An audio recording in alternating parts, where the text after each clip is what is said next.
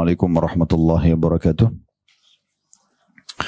Alhamdulillah, tidak pernah berhenti kita selalu memuji dan memuja Allah.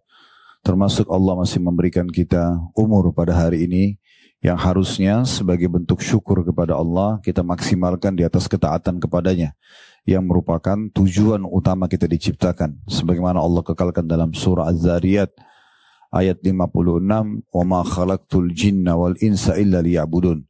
Aku tidak menciptakan jin dan manusia atau keberadaan mereka di muka bumi ini kecuali untuk beribadah dan mengabdi kepadaku. Kalau yang masa-masa lalu kita sudah berisikan dengan ibadah, maka hari ini kita menambah ekstra lagi supaya timbangan amal kita pada hari kiamat lebih berat dan akhirnya lebih meninggikan derajat kita di surga. Dan tentu secara otomatis juga fasilitas di dunianya itu akan bertambah. Dan kalau di masa lalu kita ada pelanggaran atau dosa, maka pada hari ini kesempatan kita bisa bertaubat kepada Allah agar kita lepas dari hisab pada hari kiamat nanti. Selanjutnya kita panjatkan salam hormat kita kepada utusan Allah Nabi besar Muhammad sallallahu alaihi wa ala alihi wa sahbihi wasallam, sebagaimana Allah telah perintahkan kita untuk mengucapkan salam hormat tersebut. Baik, kita akan melanjutkan seperti biasa Ibu sekalian, buku yang ditulis oleh Syekh Abdullah bin Abdurrahman Al-Jibrin, dosa-dosa yang sering tidak disadari oleh kaum wanita. Dan kita masih berada di poin yang pertama, kesalahan dalam berdoa. Kita sudah membahas sampai poin nomor 3 ya, di sini, yaitu pergi ke dukun. Yang pertama sudah panjang lebar kita jelaskan tentang ancaman pergi ke dukun. Berikut juga kita sudah jelaskan bagaimana ruqyah syar'iyah. Kemudian kita juga sudah menjelaskan poin nomor 2, berziarah kubur dan sengaja mengadakan perjalanan jauh hanya untuk ziarah kubur. Ini juga sudah kita jelaskan tentang keutamaan ziarah kubur dan bagaimana hukumnya bagi para kaum wanita. Artinya dibolehkan, yang ditegur oleh ulama itu adalah mengantar jenazahnya ya. Dan kalau ziarah kubur tentu tidak ditentukan waktu khusus kapan ada kesempatan, dan tidak harus juga masuk ke dalam fisik kuburannya, maksudnya di lokasinya, lewat depan pagarnya juga bisa. Misalnya ibu-ibu lagi jalan, kemudian ada kuburan, mampir sebentar di depan, kemudian mengucapin salam lalu jalan, itu sudah dianggap ziarah kubur ya. Dan tujuannya untuk mengambil pelajaran tentunya ya, kalau di dalam liang lahat itu ada orang-orang yang seperti kita dahulunya mungkin lebih secara fisik, secara ilmu, secara jabatan, harta dan segala macam. Namun mereka sudah meninggal dunia dan sudah harus mempertanggungjawabkan amal-amal mereka, dan akan kalau itu buruk, dan akan menerima balasan kalau itu perbuatan baik. Nah, kita ambil pelajaran dari situ, selain memang kita akan mendapatkan pahala kena ziarah kubur dan membaca doanya. Dan kita sudah bahas pada pertemuan yang lalu, yang terakhir adalah poin ketiga, memulai salam kepada wanita-wanita kafir dan saling berkasih sayang dengan mereka. Batasan-batasan sampai di mana toleransi dalam Islam dibolehkan. Kita sudah jelaskan, boleh tentunya silaturahim keluarga. Misalnya orang tua kita non-muslim, ada saudara kita non-muslim, ada kerabat kita, boleh kita silaturahim. Berkunjung ke rumahnya, bertemu, kalau diundang kita datang, selama satu poin.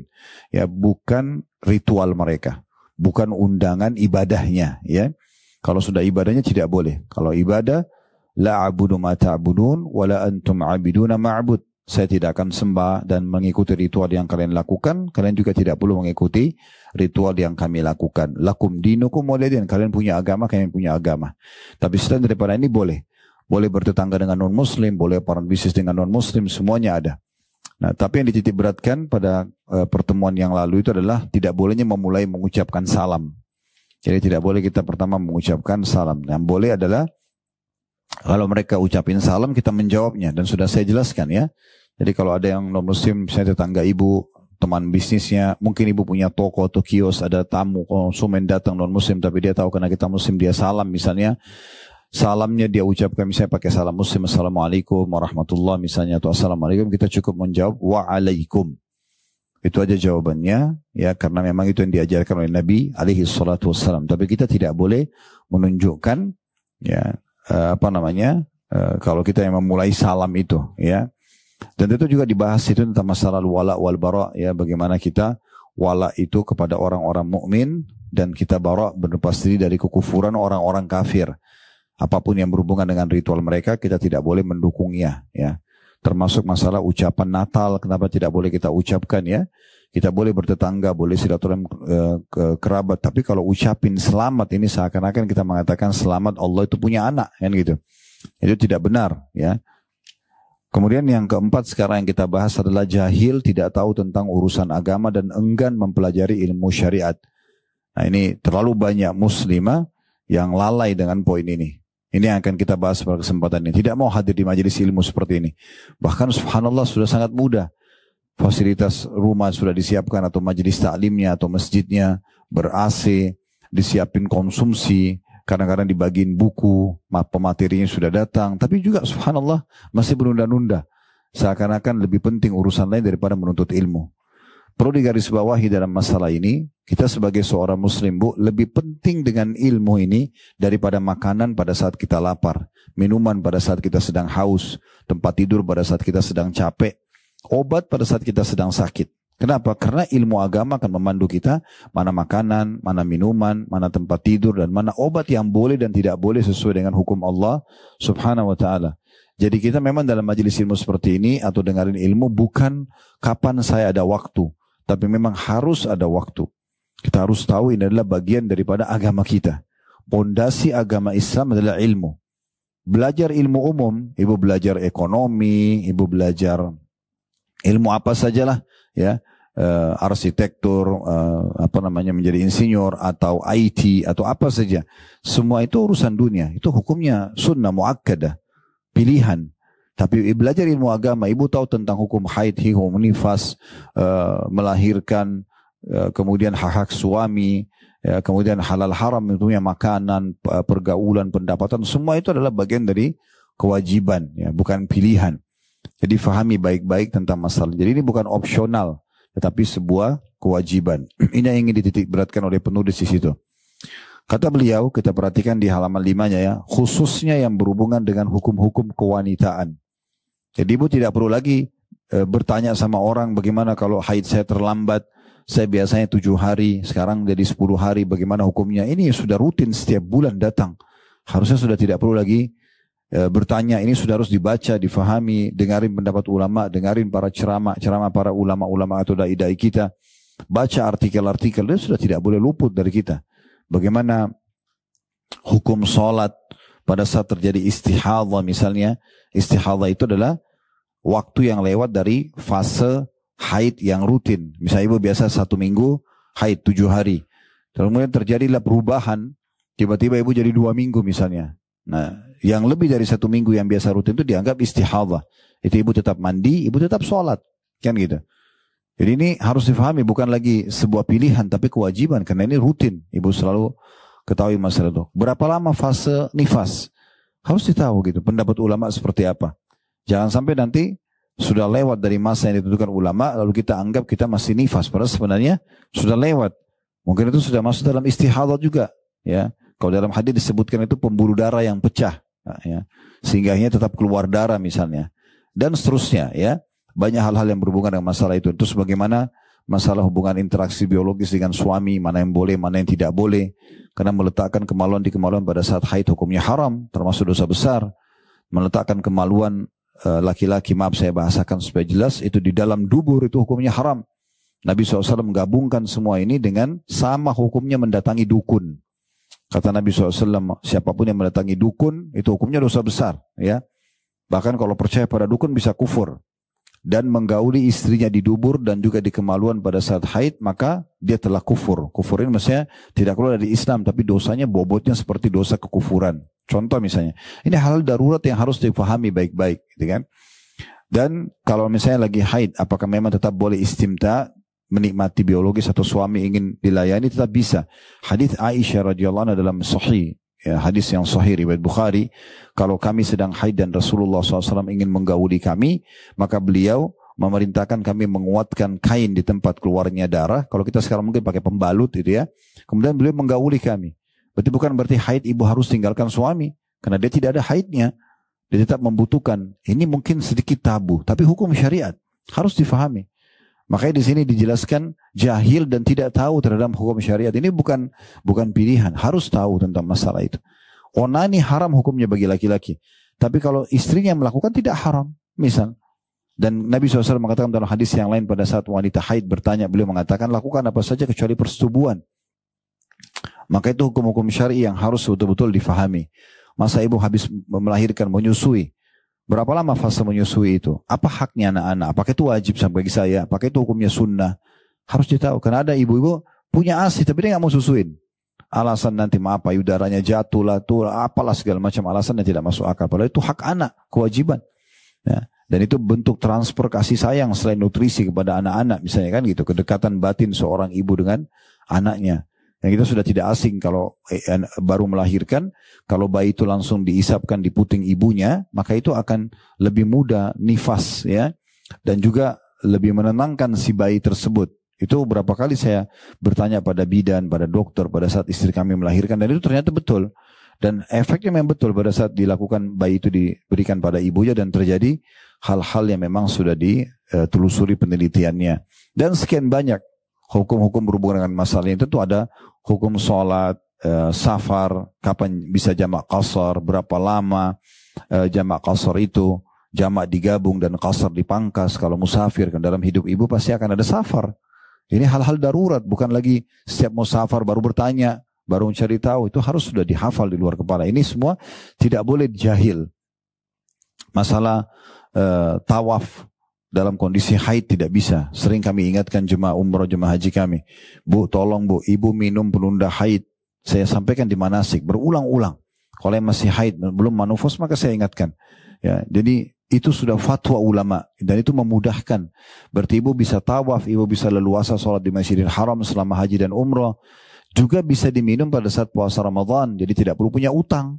Nanti habis Idul Fitri baru utang. Kan itu bagus banget itu. Fatwa itu keluar.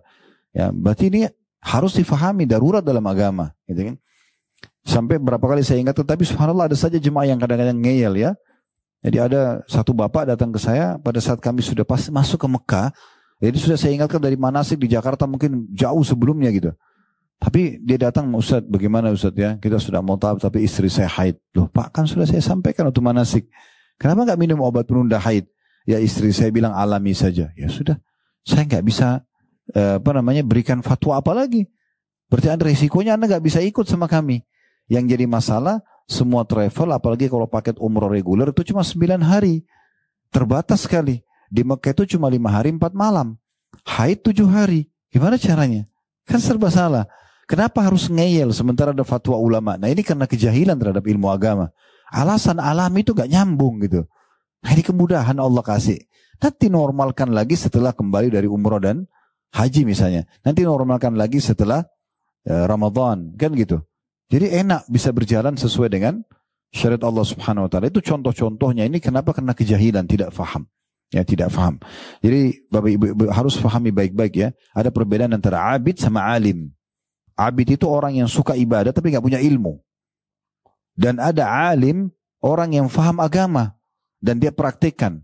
Makanya Nabi SAW mengatakan perumpamaan antara aku ya dengan abid.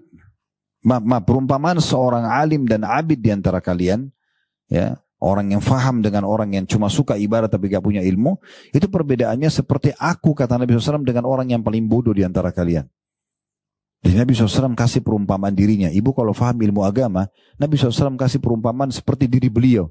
Perumpamaan orang alim sama abid, yang faham agama dengan yang tidak faham agama, tapi mau ibadah yang tidak faham ini, seperti aku dengan orang yang paling bodoh di antara kalian. Jadi nggak boleh orang jahil dengan ilmu agama ini bukan opsional.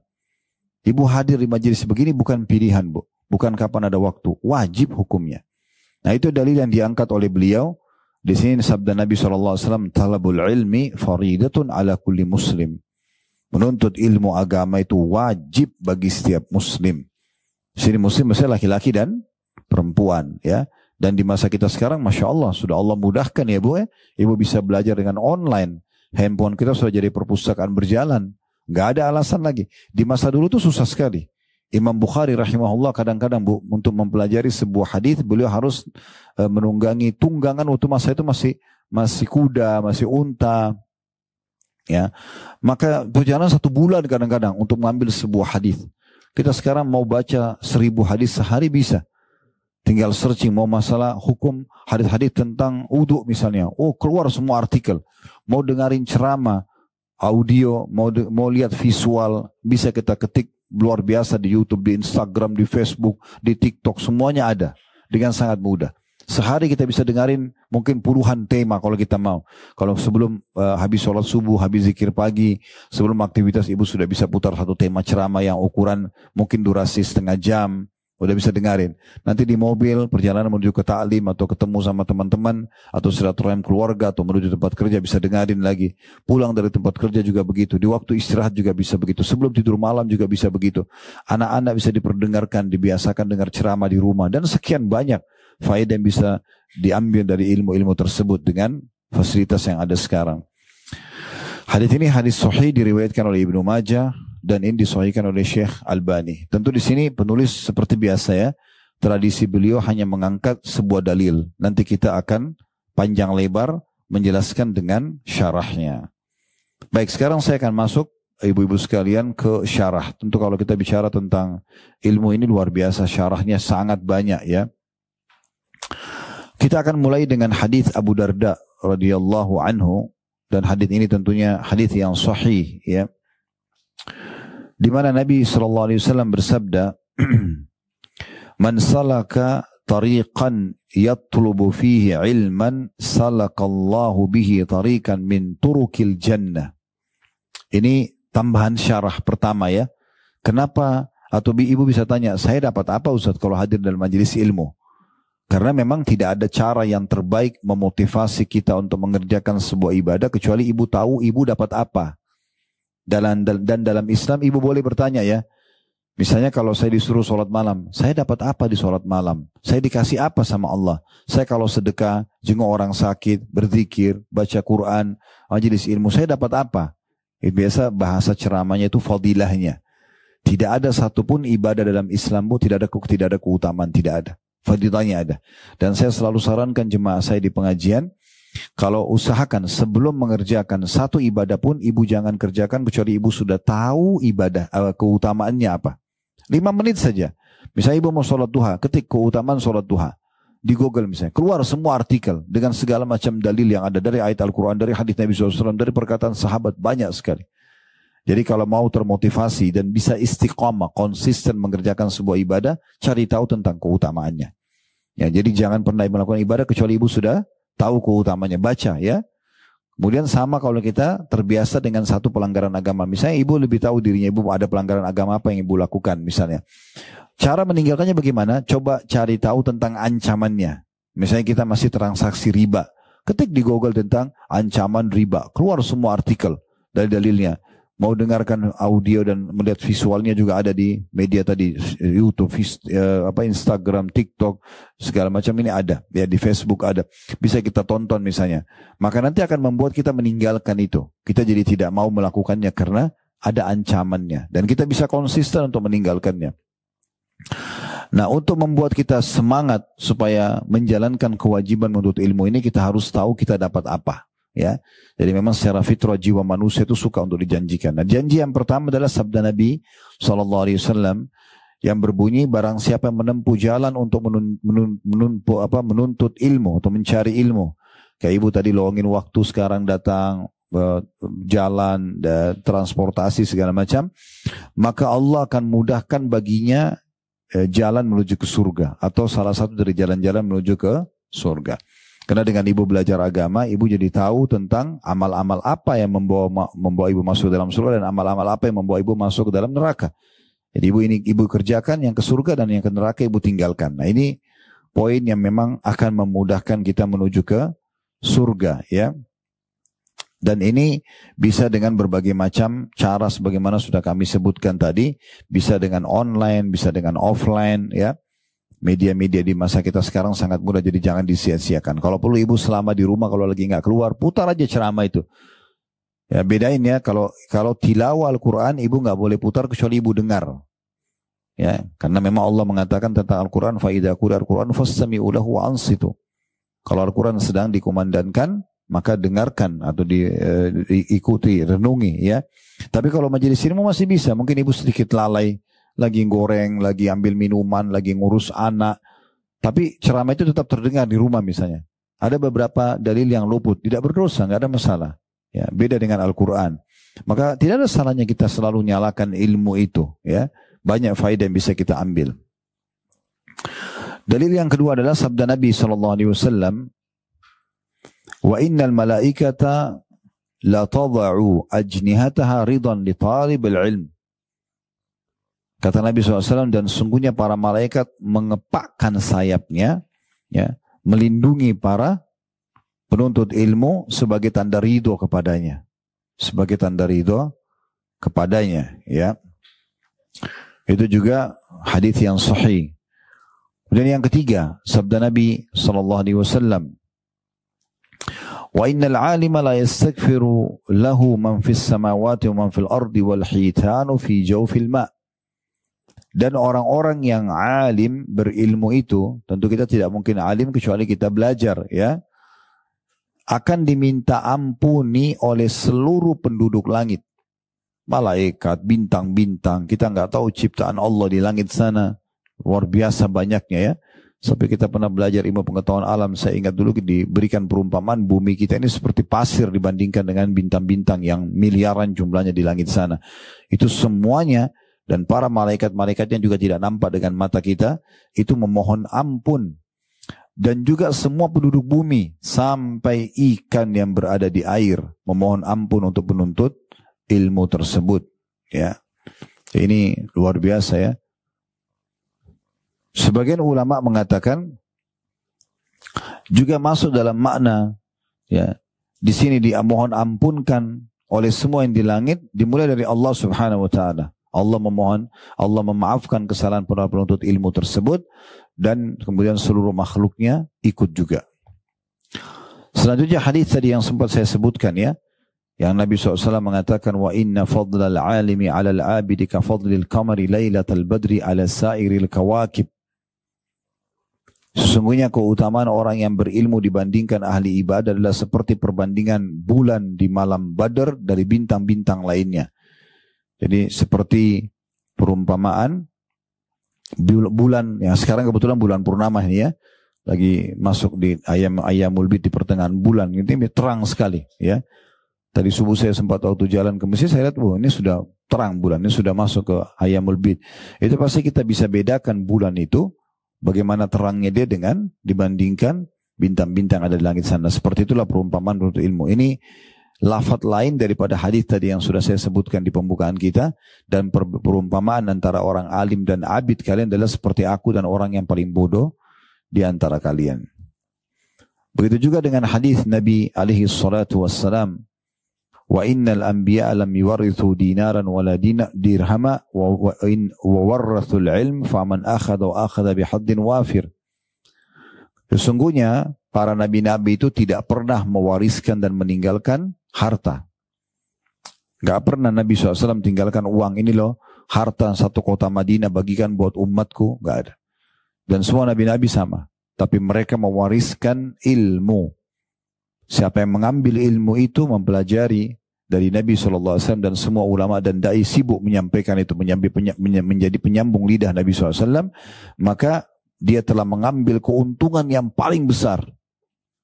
Orang yang paling faham ilmu agama itu orang yang paling beruntung di muka bumi ini, karena dia jalan sesuai dengan hukum Allah Subhanahu wa Ta'ala. Dia tahu mana yang boleh dan mana yang tidak boleh, apa yang harus dia kerjakan dan apa yang harus dia jauhi. Itu juga keutamaan alim. Demikian pula Allah Subhanahu wa Ta'ala berfirman, kalau tadi banyak dalil-dalil dari hadis Nabi SAW, kalau dari Al-Quran itu dalam surah Az-Zumar ayat 9, ya. Az-Zumar surah nomor 39 ayat 9, di mana Allah Subhanahu wa Ta'ala berfirman, hal yastawi alladhina ya'lamuna walladhina la ya'lamun. Adakah sama orang-orang yang mengetahui atau orang yang berilmu dengan orang-orang yang tidak mengetahui? Tentu beda, ya. Orang yang jahil dengan ilmu agama beda. Mereka bisa salah dalam melakukan ibadah. Terlalu banyak orang mungkin memenuhi masjid, ya, atau mungkin dia menggunakan nama-nama Islam, atau dia menggunakan seragam Islam, Ya, tetapi mereka kosong dari ilmu agama. Kalau ditanya hukum mereka tidak faham.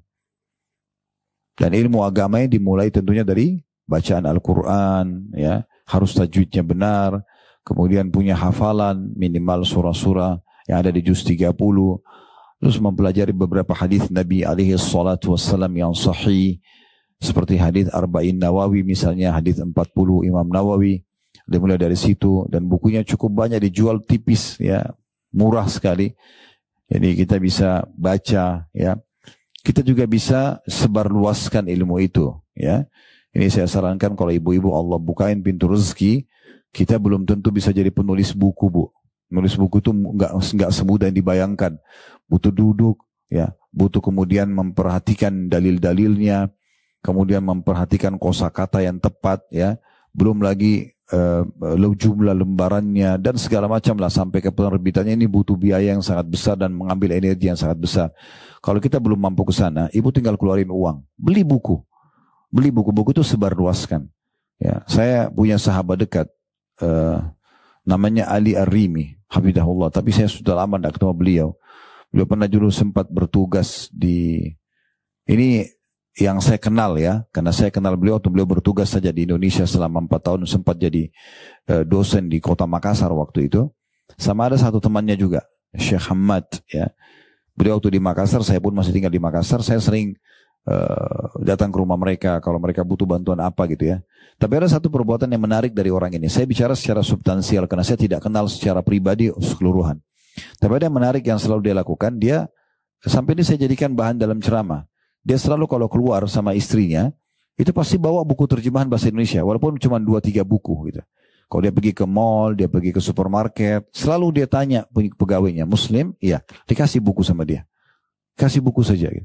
Karena buku ini kalau dikasih, ya, dia tidak baca saja, kita niat memberikan sudah ada pahalanya. Apalagi kalau dia baca, menjadi penyebab hidayah, bisa. Kita tidak pernah tahu.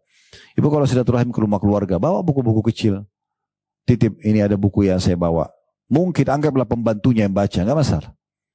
Atau ditaruh di ruang tamunya misalnya. Ya, itu kan bisa banyak manfaatnya. Berikan, bagikan kepada orang. Ibu ada kelebihan rezeki, bawa mukena, taruh buku di dalamnya. Buku tentang sifat sholat Nabi misalnya, buku tentang zikir pagi petang, ya. Kasih hadiah kepada orang-orang miskin di pinggir jalan itu.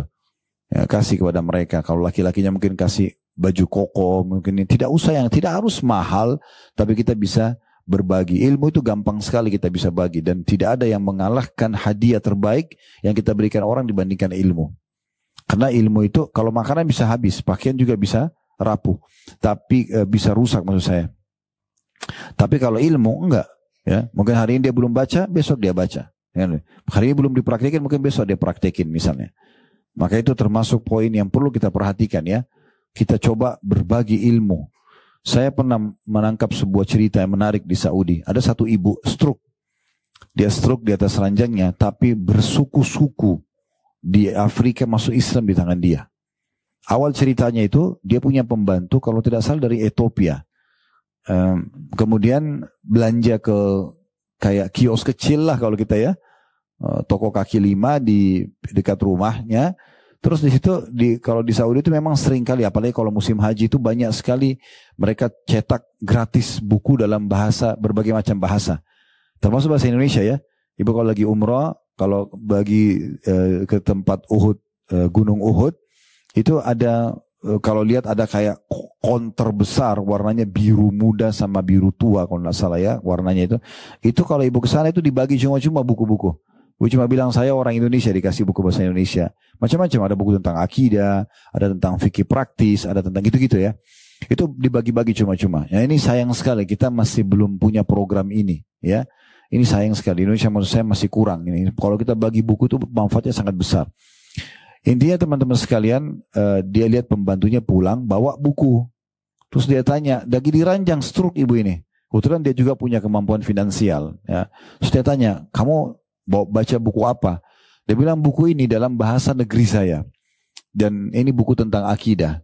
Terus tiba-tiba ibu yang stroke ini dia menggunakan akal sehatnya, dia mengatakan, coba cek di buku itu siapa yang terbitin.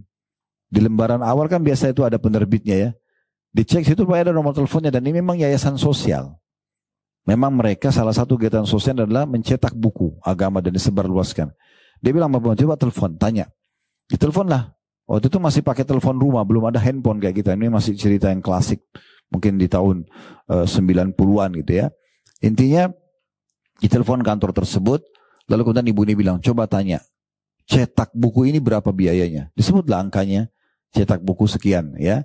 Disebarin di negeri mana saja. Ibu itu bilang, saya mau ikut partisipasi. Dia jumbanglah uang dia suruh anaknya transfer, walaupun dia stroke, dia suruh transfer, dia transfer. Setelah beberapa bulan setelah itu, maka pihak yayasan menelpon ibu tersebut dan mengatakan berita gembira ibu, alhamdulillah ada sekian suku yang masuk Islam dari buku yang ibu bagi. Buku itu, ya jadi buku-buku itu disebarluaskan untuk pengetahuan tentang Islam dan betul banyak orang yang masuk Islam karena itu. Padahal dia berada di Saudi, ini yang masuk Islam di Afrika sana. Kita tidak pernah tahu ya. Makanya kalau keluar itu selalu bawa buku di tasnya ibu atau di mobil ya. Ada buku-buku yang murah 10.000, 15.000. Beli buku itu perbanyak, taruh di mobil, bagi-bagiin. Ya, daripada ibu cuma sekedar kasih uang 5.000, 10.000 misalnya orang miskin di lampu merah, kasih buku gitu kan. Mungkin satu waktu dia baca, Allahu alam, kita tidak tahu. Nah, ini salah satu aplikasi dari firman Allah Subhanahu wa taala, apakah sama orang-orang yang mengetahui dan orang yang tidak mengetahui ya. Saya punya pengalaman di Saudi ya. Saya pernah dapat buku, ini buku Masya Allah ya, ditulis oleh Syekh Muhammad Jamil Zainu namanya. Aslinya orang Syria, tapi beliau sudah warga negara Saudi. Beliau ngajar di Darul Hadis di Mekah. Satu-satunya buku ya yang saya pernah baca dalam bahasa Arab itu, dan dalam bahasa Indonesia pun saya belum temukan buku seperti itu. Jadi maksudnya bukan kapabilitas ilmu di dalam. Itu sudah sangat padat ilmunya, dalilnya segala macam. Tapi ada satu menarik di lembaran pertama dia tulis, buku ini dibagi di jalan Allah. Dan bagi yang berminat untuk membagi-bagi cuma-cuma, boleh kontak kepada penulis buku. Lalu dia tulis nomornya, nomor dia. Nomor pribadi, waktu itu masih nomor rumah, belum ada handphone ya. Waktu awal-awal kami balik dari Madinah mungkin di tahun 99 tahun 2000-an 2000-2001 waktu itu. Kemudian saya coba telepon. Ada teman saya dulu orang asli orang Mekah. Saya bilang tolong antar saya ke alamat ini. Diantarlah, kami ketemu. Ternyata Syekh itu sudah sangat tua, jenggotnya sudah putih, rambutnya sudah putih beliau. Terus saya bilang, Syekh tadi saya yang telepon. Oh iya, selamat datang gitu. Dia sambut saya. Agak unik waktu dia sambut saya, dia pegang jenggot saya. Dia bilang, kenapa jenggot kamu pendek sekali? Saya ketawa tuh, saya bilang, ini Syekh kalau di Indonesia sudah sangat panjang ini. Ya. Terus sampai dulu kita ngobrol. Kebetulan memang saya penggemar buku beliau, saya selalu baca. Bukunya juga cukup banyak diterima dalam bahasa Indonesia ya. Yang jelas beliau seorang ulama lah yang jadi rujukan. Lalu ceritalah kami, termasuk ada pengalaman saya baca buku. Terus beliau tanya apa masukannya, sempat kami diskusi lah. Habis itu, waktu itu ya, saya tidak tahu sekarang karena sudah lama saya nggak kontak beliau dan nomornya juga sudah hilang. Waktu itu beliau punya 37 atau 38 judul buku, tulisan beliau sendiri. Termasuk salah satunya ada judulnya Kaifah Tadaitu, bagaimana aku mendapatkan hidayah. Itu buku tentang cerita para mu'allaf saja. Kisah-kisah unik gitu. Nah, intinya waktu saya sudah mau pamit keluar, beliau ajak saya ke garasi sebelah rumahnya. Di situ rupanya penuh buku-bukunya. Dia bilang, Khalid ambil buku ini. Bagikan, silakan, ambil saja. Saya bilang, saya nggak bisa, bagasi saya pulang ke Indonesia cuma 30 kilo. Nggak bisa lebih, berat. Tapi saya akan ambil Syekh. Saya akan ambil, nanti saya bagikan kemana nggak masalah. Saya ambil lah, mungkin setiap judul mungkin sekitar 20 eksemplar saya ambil. Jadi cukup banyak, penuh mobil teman saya itu. Dan saya waktu itu di Jeddah tinggal di rumah sepupu. Saya ke rumah beliau. Ada satu masjid saya sering sholat. Waktu itu saya cukup lama, sekitar sebulanan di Saudi. Saya sering sholat 5 waktu kalau lagi tidak di Mekah. Saya waktu ke masjid, saya tiba-tiba ingat, oh ada buku-buku banyak nih. Saya lihat di masjid itu tidak ada buku, gitu kan? Saya bilang sama marbot masjidnya, bagaimana kalau saya titip buku di sini, bisa nggak? Dia bilang silahkan. Mereka kebetulan anak-anak muda juga yang kami saling kenal karena sering sholat sama-sama. Silakan taruh. Saya taruhlah buku-buku tersebut. Setiap judul mungkin 10 atau 5 buku, saya lupa saya kasih. Selain itu juga saya bagi di mana yang saya bisa kasih kepada orang yang ngerti bahasa Arab. Saya juga bawa pulang ke Indonesia, bagikan ke beberapa dai gitu lah. Intinya waktu saya taruh di masjid itu, ada perkataan yang disampaikan oleh anak-anak muda di situ. Dia bilang, Khalid, saya kami ini tinggal di Mekah. Jarak antara kami dengan rumahnya Syekh ini cuma 1 jam naik mobil. Karena Jeddah ke Mekah cuma 1 jam. Tapi kami nggak pernah berpikir ini. Nggak pernah berpikir untuk baca buku beliau, datang ambil buku beliau atau cetak ulang. Jadi akhirnya buku itu subhanallah hanya dengan modal sedikit doang. Kita cuma ketemu Syekhnya, ambil bukunya, kasih ke kota di situ. Ya, di kota yang dekat sekali. Ternyata bermanfaat. Di buku itu banyak dibaca di masjid itu. Alhamdulillah. Contohnya ya. Itu bagaimana manfaatnya luar biasa. Dan Allah bisa memberikan taufik seperti ini kalau kita punya ilmunya. Kita tahu kita mau mengejar pahala di situ. Ya. Ibu kalau pergi ke mall, bawa buku. Mampir musola, titip aja buku di situ. Mungkin orang baca, kita tidak tahu. Ya. Atau Al-Quran diwakafin. Atau ibu bawa mukena baru. Taruh di situ, mungkin dipakai, titipin sama marbotnya misalnya. Atau sarung buat laki-lakinya. Dan sekian banyaklah cara-cara yang bisa kita dapatkan pahala gitu ya. Selanjutnya Syekh As-Sa'di, Abdurrahman As-Sa'di menanggapi ayat Al-Quran tadi, surah Az-Zumar ayat 9. Beliau mengatakan, La yastawi ha'ulai wala ha'ula, kama la yastawi al-lailu wan nahar, wad-diya'u wal-zalam, wal-ma'u wan-nar.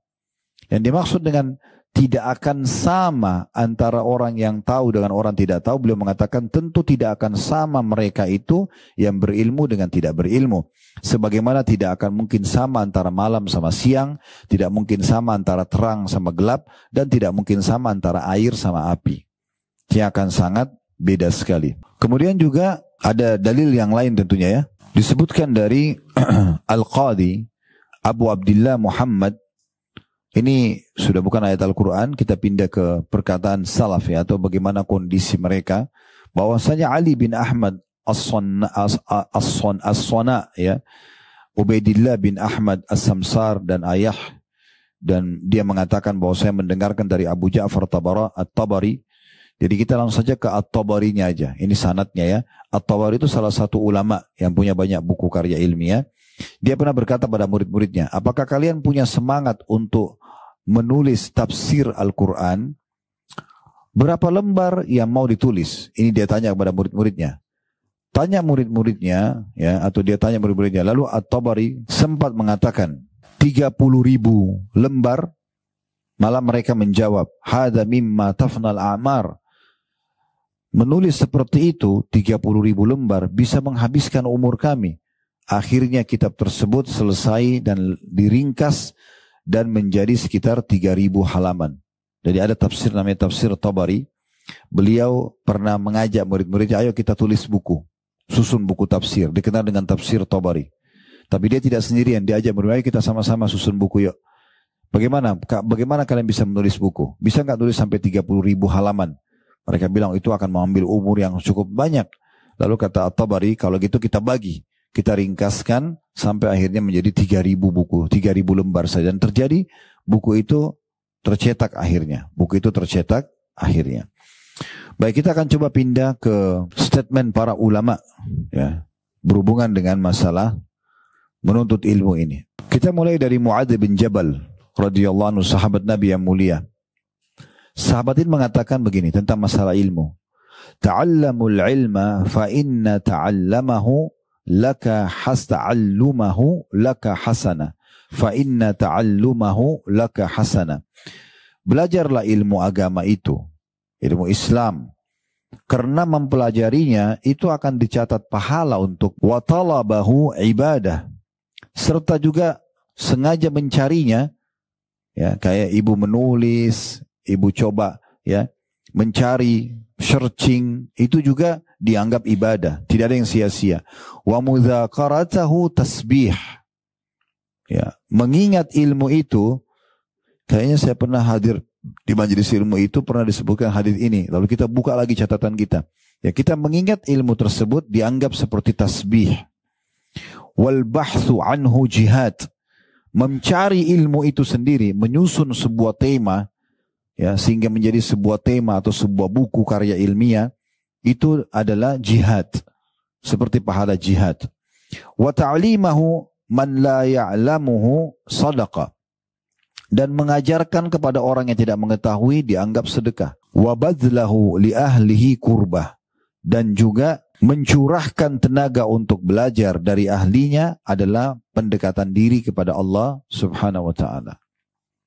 Dan ini juga masuk di dalamnya, ibu-ibu tadi saya bilang ya, kalau tadi sempat saya singgung masalah buku, sebarluaskan buku selama kita bisa. Minimal ibu mungkin target dalam 1 bulan 10 buku lah. Ya, kalau bisa sehari 10 bagus banget itu ya. Bisa lebih banyak lebih bagus. Ibu target di mana ibu pergi bagi buku. Setiap mampir lampu merah kasih buku orang. Kasih uang juga nggak apa-apa, tapi kasih buku misalnya ya. Contohnya. Juga bisa ya kita memfasilitasi para ulama dan para penuntut ilmu. Kayak ibu siapkan wakaf tanah untuk rumah Quran misalnya ya. Kami kemarin punya program rumah Quran di Condet. Masya Allah ada 1 orang peserta di situ. Dan Alhamdulillah sekarang sudah 2.200-an pesertanya. Dari seluruh dunia termasuk orang-orang kita yang dari Eropa ada yang ikut di kelas kami. Dan Alhamdulillah beliau ikut di kelas itu. Dan sempat kami kontrak sebuah tempat. Akhirnya beliau wakafin tempatnya.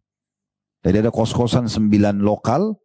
Itu di Condet juga diwakafin sama beliau. Akhirnya Alhamdulillah jadi kelas sekarang. Itu berapa banyak pahalanya, 2.200 orang belajar setiap hari.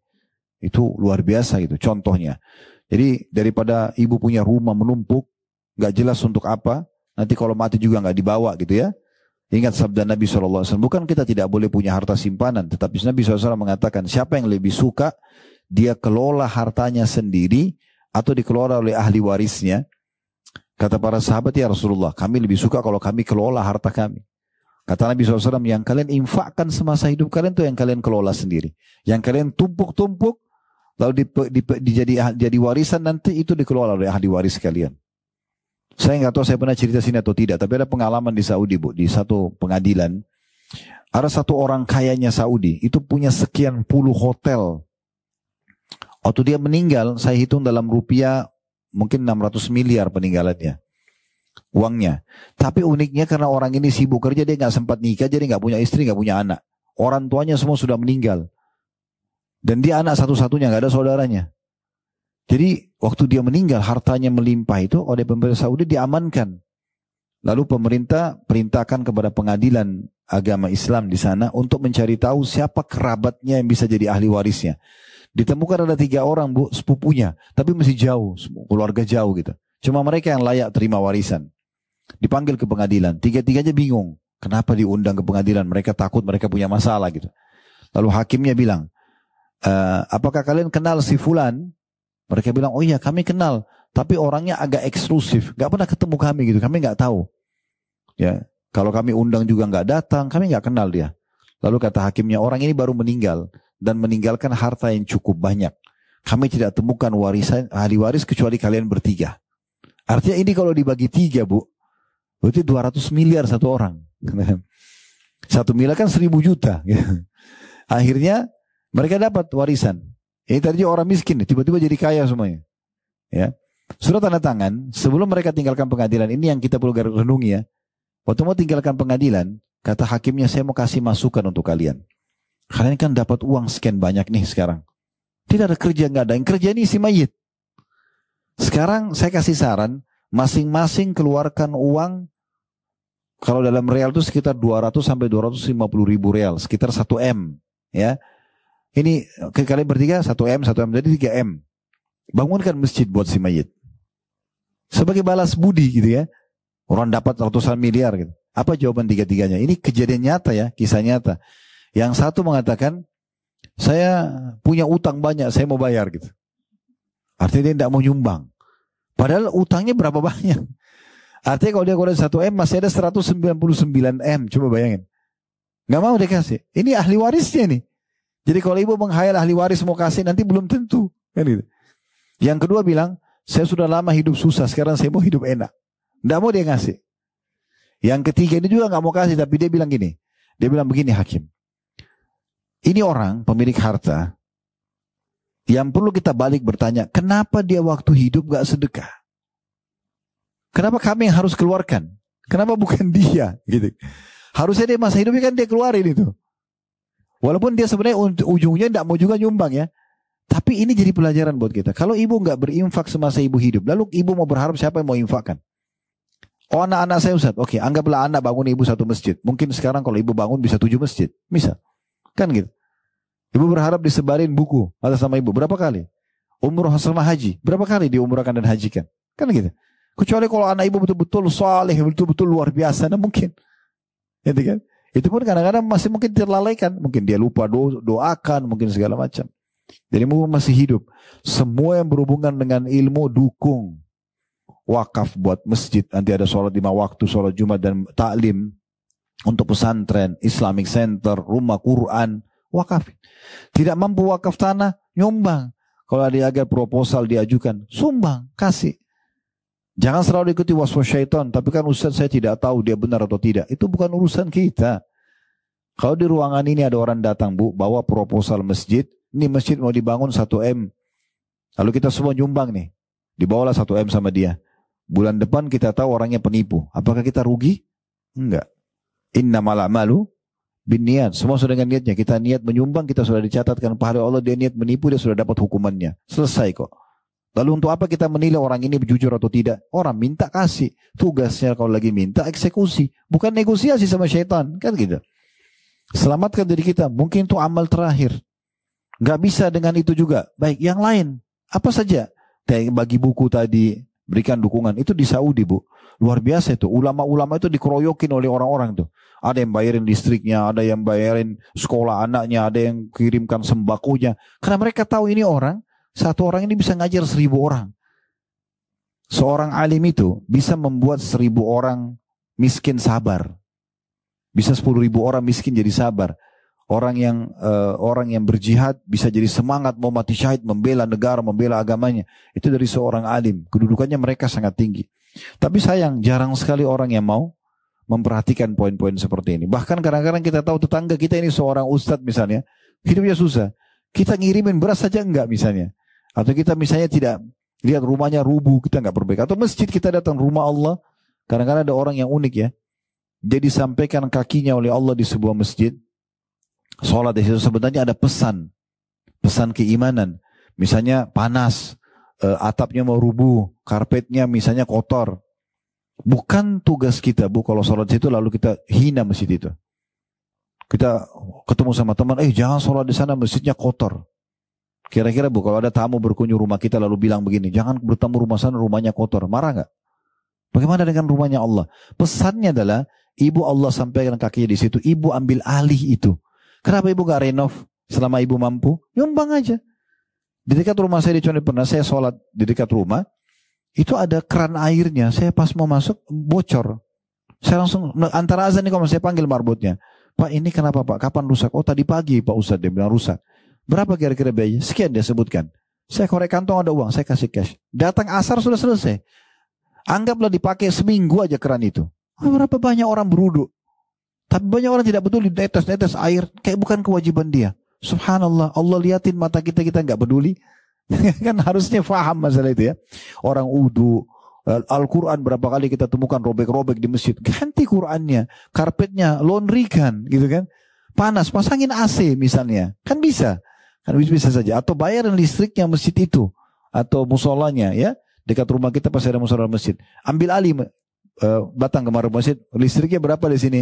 2 juta perubahan. Dari saya aja ya. Udah. Nggak usah disebutin nama saya, nggak usah sebutin hajjah fulana atau nanti jadi riak gitu ya. Udah dari hamba Allah aja. Ibu ambil alih. Sholat 5 waktu ibu dapat pahalanya, khutbah Jumat pidato ibu dapat pahalanya, majelis ibu dapat pahalanya, hanya bayar listriknya, kan luar biasa. Atau bayar airnya, kalaupun ada air dibayar. Orang wudu berapa kali dan sekian banyak yang bisa kita ya fahami tentang masalah ini. Jadi berhubungan dengan ilmu ini semuanya luar biasa manfaatnya. Saya ulangi lagi perkataan Muadz ini luar biasa. Nuntut ilmu itu, belajar Islam, pasti dihitung pahala. Karena kita sudah menjalankan perintah agama. Mencarinya, sengaja datang mencari mana majelis taklimnya, mana majelis taklim dari mencari, atau kita searching dari mencari, adalah ibadah. Mengingatnya, coba mengingat-ingat ilmu tersebut supaya kita bisa ajarkan lagi, atau kita mengingat adalah tasbih. Membahas satu ilmu, menyusun sebuah tema, ya itu adalah dianggap jihad. Dan mengajarkan ilmu itu kepada orang tidak mengetahuinya dianggap sedekah. Serta mencurahkan tenaga untuk belajar dari ahlinya adalah pendekatan diri kepada Allah subhanahu wa ta'ala. Yang kedua statement Ali radhiyallahu anhu. Ali berkata begini, al-ilmu khairu minal mal. Fahami baik-baik kalau ilmu itu lebih baik daripada harta. ilmu lebih baik daripada harta. Apa alasannya? Beliau mengatakan, al-ilmu yahrusuka wa anta tahrusul mal. Kalau ilmu akan menjagamu, sementara kalau harta kau yang menjaganya. Ilmu selalu mengawasi kita. Ibu kalau punya ilmu, ibu mau makan, ibu mau minum, ibu mau interaksi. Ilmu itu kayak bodyguard kita. Ini boleh, ini nggak boleh. Kita diawasi sama ilmu. Kalau punya ilmu jadi kita terkontrol gitu kan. Ilmu menjagamu. Sementara harta kau sibuk menjaganya. Wal malu tungkisuhun nafaka. Sementara harta itu akan berkurang kalau dikeluarkan. Wal ilmu yazku bil infaq. Tapi ilmu justru bertambah keberkahannya kalau dibagikan. Disedekahkan. Malah lebih banyak manfaatnya. Karena makin banyak orang amalkan, maka makin banyak pahala yang didapatkan. Ada perkataan yang menarik dari Abdullah bin Umar radhiyallahu anhu. Ini sahabat Nabi yang mulia. Beliau mengatakan apa? Majlisu fiqhin khairu min ibadati sittina sana. Satu kali majlis fikih, belajar ilmu agama kayak ibu duduk begini, lebih baik daripada ibadah lainnya 60 tahun. Ini kata Abdullah bin Umar radhiyallahu anhuma. Karena mulianya majelis ilmu. Karena satu kali ibu duduk begini, ibu bisa motivasi dirinya ibadah sampai mati. Saya kalau masih dikasih umur 50 tahun ke depan, itu berarti 50 tahun ibu akan ibadah terus dengan satu kali majelis ilmu. Bisa dengar satu ayat, satu hadis, termotivasi. Atau mungkin kita meninggalkan dosa kita yang sudah sekian tahun kita lakukan. Dengan satu kali majelis ilmu, bisa kita tinggalkan dosa yang sudah sekian tahun, mungkin kita sulit meninggalkannya. Contohnya, begitu berkahnya. Makanya beliau mengatakan, majelis fikih, walaupun cuma sekali, lebih baik daripada ibadah 60 tahun. Itu perkataan yang luar biasa. Imam Syafi'i rahimahullah mengatakan beliau punya banyak petua-petua dan nasihat tentang masalah ilmu. Di antaranya beliau mengatakan, man la yuhibbul ilma la khaira fi. Siapa yang tidak ada rasa cinta ilmu dalam hatinya, tidak ada kebaikan. Tidak layak jadi teman, gak layak jadi pasangan hidup, gak layak jadi partner bisnis, gak layak. Kalau tidak suka ilmu agama, sudah selesai, clear. Kalau kita lihat orang ini suka majelis ilmu, ini pantas jadi teman, pantas jadi sahabat, pantas para bisnis, pantas semuanya. Karena ilmu jadi tolok ukur. Karena orang kalau suka dengan ilmu agama, ibu-ibu sekalian, berarti dia suka dengan Tuhannya. Dia suka dengan agama yang Allah perintahkan. Dan dia akhirnya bisa mengontrol dirinya mana halal, mana haram, mana yang dibolehkan, mana yang tidak boleh. Dia nikmati yang dibolehkan, dia tinggalkan yang dilarang gitu. Dan dalam statement lain beliau mengatakan, ini banyak statementnya Imam Syafi'i. Talabul ilmi afdalu min salatin nafilah. Menuntut ilmu itu lebih baik daripada mengerjakan sholat sunnah. Ya. Ini dinukil juga dalam satu kisah. Saya sedikit selipkan kisah Imam Ahmad rahimahullah. Imam Ahmad ini muridnya Imam Syafi'i. Dinukil sebuah kisah, Bu. Imam Ahmad pernah bertamu ke rumahnya Imam Syafi'i. Imam Syafi'i bilang sama anaknya, nak, ini yang sedang bertamu ini ulama besar. Lazimi dia. Duduk sama dia. Satu hari aja. Datang hari ini, besok pulang gitu ya. Maka anaknya Imam Syafi'i duduk sama Imam Ahmad. Dia perhatikan sikap-sikapnya, perbuatannya. Karena dia tahu alim itu pasti pakaiannya, tutur katanya, apa segala macam pasti berdasarkan ilmu. Maka malam itu, waktu begitu Imam Ahmad datang dihidangkan makan malam, Imam Ahmad makan agak banyak. Ya. Makannya lebih banyak dari yang biasanya. Sementara anaknya Imam Syafi'i diajarkan sama Imam Syafi'i, jangan makan banyak. Muncul pertanyaan di benak dia, kok bisa ini orang alim makan banyak? Tentu di sini bukan berarti berlebihan ya. Tapi maksudnya porsi yang biasanya mungkin ini lebih banyak sedikit gitu. Kemudian dia masih penasaran tapi dia belum tanya ayahnya. Dia tidur satu kamar sama Imam Ahmad. Rupanya dia tidak tidur aneh. Dia perhatikan Imam Ahmad lagi buat apa. Imam Ahmad rupanya lagi duduk di sebuah tempat. Dia tidak banyak ngomong. Imam Ahmad lagi merenung gitu ya. Tidak sholat tahajud. Semalam suntuk gak tidur tapi gak tahajud juga. Duduk aja diam. Gitu, kayak orang lagi diam. Gitu kan. Terus azan subuh, Imam Ahmad ke masjid. Anak Imam Syafi'i ikutin. Menurut anak Imam Syafi'i, Imam Ahmad gak wudu. Langsung pergi ke masjid sholat subuh. Pas sarapan, dia ngomong sama ayahnya. Ayah, Anda mengatakan ini tamu Anda orang alim. Tapi ada 3 kejadian yang membuat saya penasaran. Yang pertama, dia makan semalam cukup banyak. Anda suruh saya makan sedikit. Yang kedua, dia tidak sholat tahajud. Menurut saya para penuntut ilmu itu nggak mungkin ada yang tinggalin sholat tahajud. Gimana saya memahami? Karena sholat tahajud itu bagi orang-orang beriman yang sudah levelnya faham. Itu nggak mungkin luput malam tidak tahajud. Kemudian yang ketiga, dia sholat subuh tanpa wudhu. Kata Imam Syafi'i, baik kita dengarkan dari orangnya. Datanglah kepada Imam lalu ditanya, wahai Ahmad, kata Imam Syafi'i. Imam Syafi'i ini gurunya Imam Ahmad ya. anak saya ini punya, saya suruh lazimi kamu dari kemarin dan dia punya pertanyaan dengan sikapmu. Kata Imam, silahkan tanyakan. Dan yang pertama, kenapa kamu makan banyak semalam? Anak saya bertanya. Dia bilang, saya biasanya tidak makan banyak. Dan kebetulan kemarin memang saya belum makan ya porsinya. Dan begitu dihidangkan, karena ini dihidangkan oleh Anda, wahai Imam Syafi'i, maksud Imam Syafi'i, saya yakin ini adalah harta halal, maka saya perbanyak makanan halal untuk menguatkan tubuh saya. Khusus, tapi bukan saya seharian makan banyak semua, tidak. Di kali itu saja.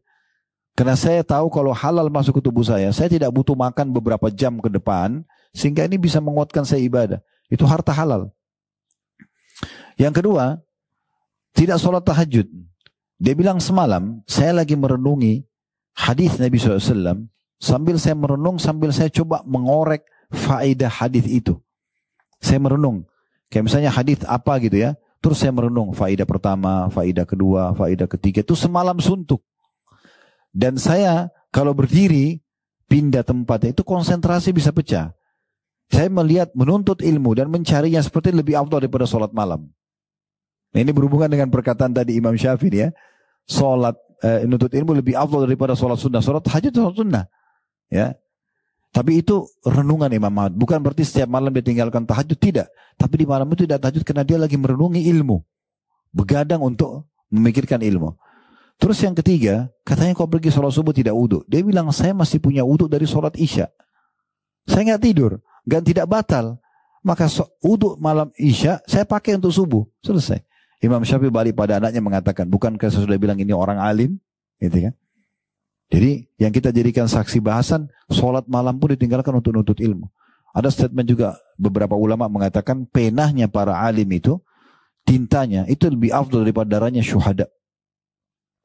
Karena dia kalau sudah nulis ilmu itu, dia ngajarkan kepada umat. Itu tadi saya bilang, mungkin bisa 1000 mujahid siap untuk mati syahid. Karena semangatnya dari para ulama. Makanya dulu kalau ada jihad di masa dulu ya, di masa sahabat, di masa tabi'in, tabi'in, mereka tidak pernah luputkan ada saru, pasti ada ulama diajak. Dan tujuannya untuk motivasi, mujahid, ayo jihad, mati syahid, ini dalilnya, ini gini. Diajarin orang. Orang jadi semangat mau perang. Itu kan luar biasa. Makanya mahal sekali kedudukan mereka itu. Makanya memuliakan alim itu penting sekali, Ibu sekalian ya. Kemudian kata Imam Syafi'i dalam statement yang lainnya, laisa ba'dal faraidi afdal min talabil ilm. Ketahuilah tidak ada sesuatu yang lebih wajib setelah ibadah-ibadah wajib kayak sholat 5 waktu, kayak puasa Ramadan, tidak ada yang lebih wajib setelah itu dibandingkan menuntut ilmu.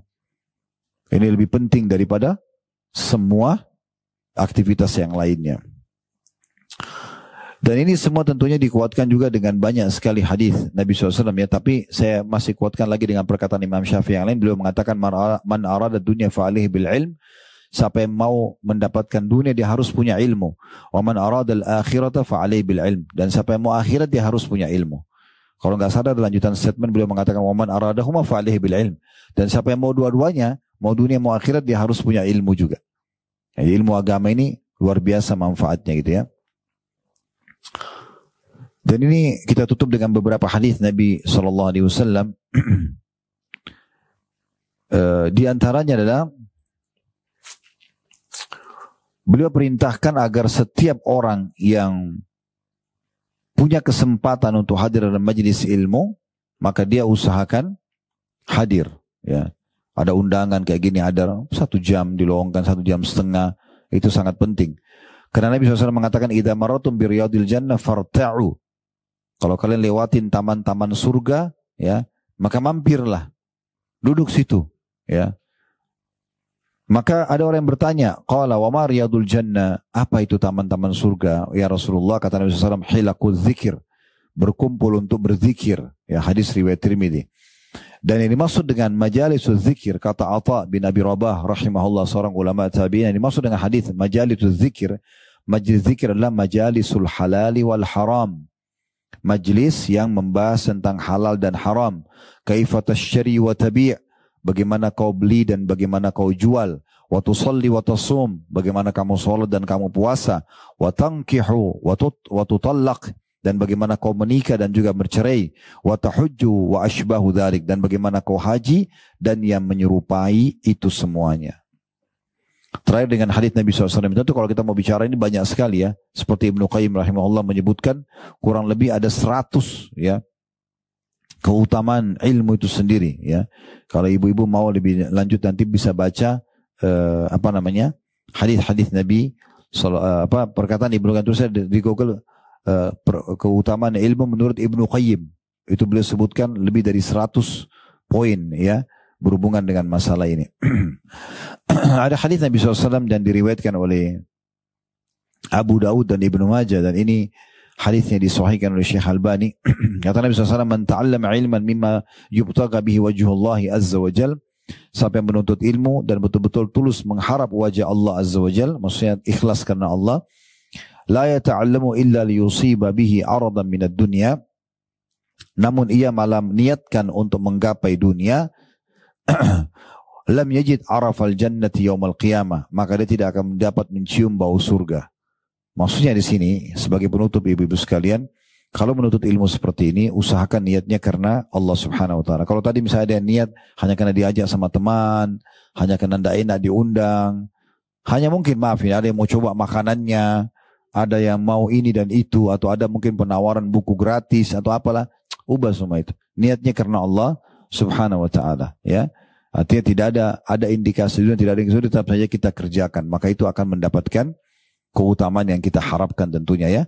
Ada juga hadis yang pernah kami dengarkan dari guru kami Dr. atau Profesor Dr. Sulaiman Rahili hafizahullah. Beliau pernah menyebutkan pada saat pertama sekali kami hadir dalam majelisnya, waktu itu datang ke Indonesia, beliau mengatakan ada hadis Nabi SAW yang dihasankan oleh para ulama, tidak ada orang yang berkumpul atau keluar tulus dari rumahnya ingin menuntut ilmu kecuali diberikan pahala haji lengkap. Ya, hanya keluar sebentar dapat pahala haji lengkap, biayanya cuma bensin doang gitu ya. Cuma biaya transportasi, maka dia bisa mendapatkan pahala haji lengkap. Allahu a'lam. Ya, mudah-mudahan setelah motivasi-motivasi ini membuat kita lebih semangat untuk bisa menuntut ilmu dan jangan dilalaikan ya. Dan tidak ada ruginya orang yang belajar ilmu ya. Kalau seandainya kita duduk ibu-ibu sekalian di majelis ilmu seperti ini, sekali duduk misalnya ibu dengarin kayak tadi 1 jam lebih kita ceramah, kepala ibu jadi 2 kali lebih besar, mungkin susah karena 10 kali kita belajar mau kepala kita bisa seperti rumah ini kan gitu.